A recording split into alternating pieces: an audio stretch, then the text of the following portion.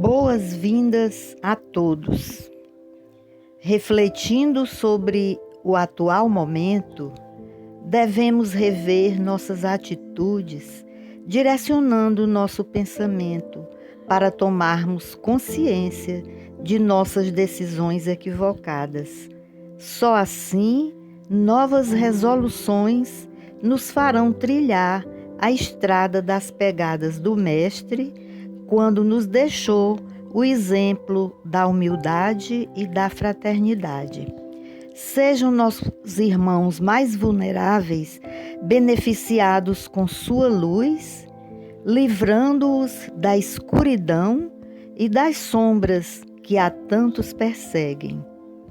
Que nosso evangelho de hoje seja um bálsamo de esperança para os que estão com a fé vacilante e assim consigam um futuro promissor.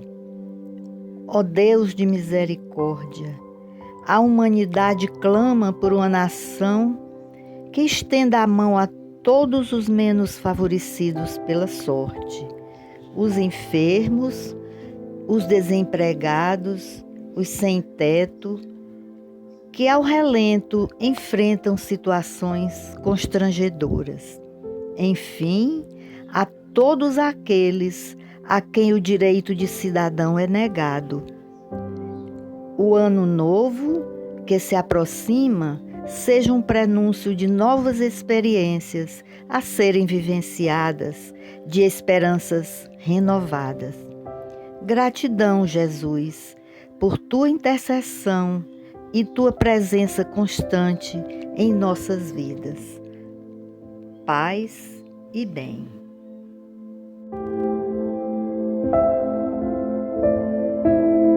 Evangelho segundo o Espiritismo, capítulo 23, item 14, primeiro parágrafo. Não vim trazer a espada, mas a divisão. É de notar-se que o cristianismo surgiu quando o paganismo já havia entrado em declínio e se debatia contra as luzes da razão. Ainda era praticado pro forma. A crença, porém, havia desaparecido. Apenas o interesse pessoal o sustentava. Ora, o interesse é tenaz, jamais cede à evidência. Irrita-se tanto mais quanto mais convincentes são os raciocínios, que eles são opostos, e quanto mais demonstram o erro em que incorrem. Sabe perfeitamente que está errado, mas isso não o abala, porque não possui na alma a verdadeira fé. O que mais teme é que a luz abra os olhos dos cegos. Esse erro lhe é proveitoso, razão porque se agarra a ele e o defende. Meus irmãos, mais um evangelho à luz da doutrina espírita. Momentos de muita alegria, onde nós devemos agradecer todos os dias ao Cristo por ter trazido tanta luz para os nossos corações. Allan Kardec, como sempre, de forma sensata, continua fazendo observações em torno do cristianismo e dos seus opositores. Lembra que o cristianismo continuou a ser aceito, apesar da perseguição cruel dos romanos, principalmente em Roma, que se sentiam ameaçados nos seus interesses, na manutenção dos seus poderes, e não por convicção religiosa, visto que o paganismo, naquela época, já estava em declínio quase que por total, sendo mantido mais para a manutenção dos privilégios dos poderosos, dos gananciosos, enfim. Jesus viera no tempo devido, não porque os homens estivessem prontos para as ideias cristãs somente, mas havia um clima geral de aptidão para assimilá-las, porque se fazia sentir o vazio que as crenças vulgares deixavam na alma. Sócrates e Platão vieram antes.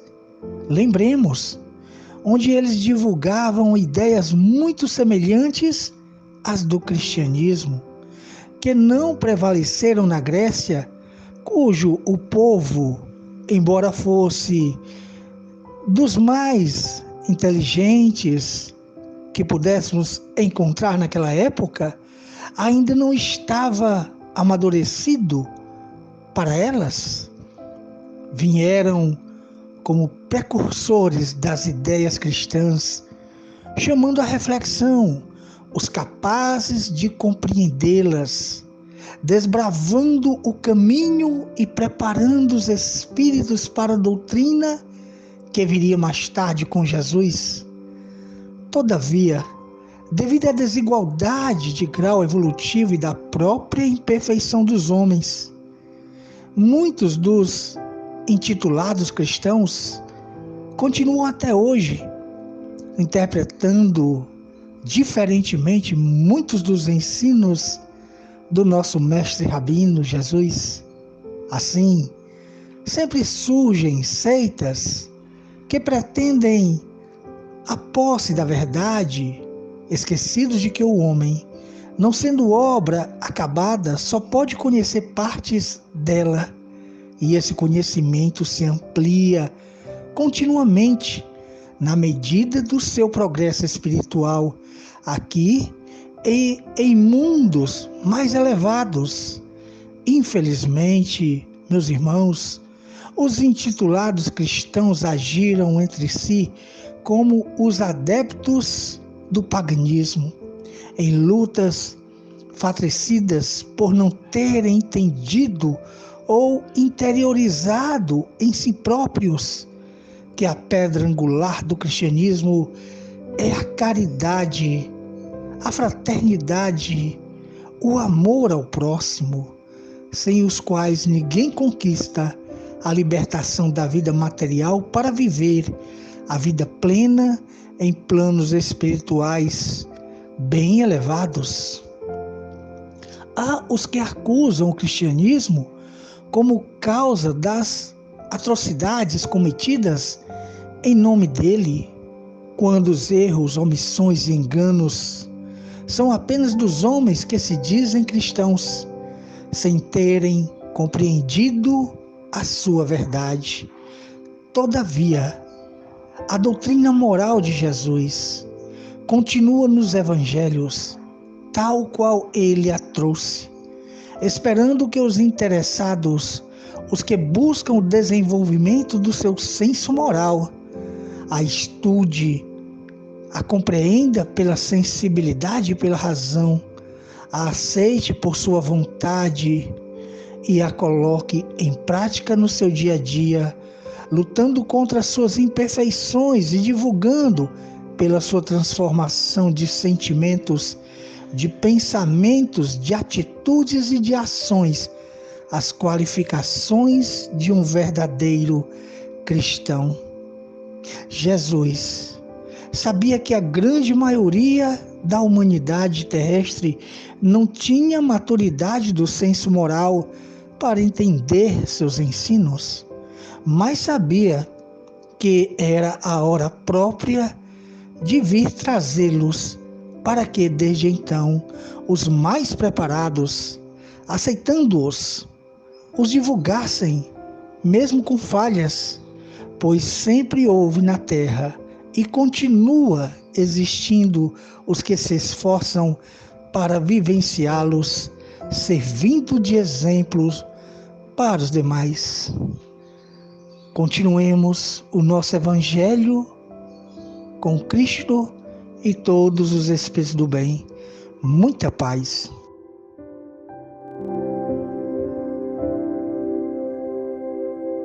Por mais um ano que finda, te agradecemos, Pai Celestial, na esperança de que dias melhores virão.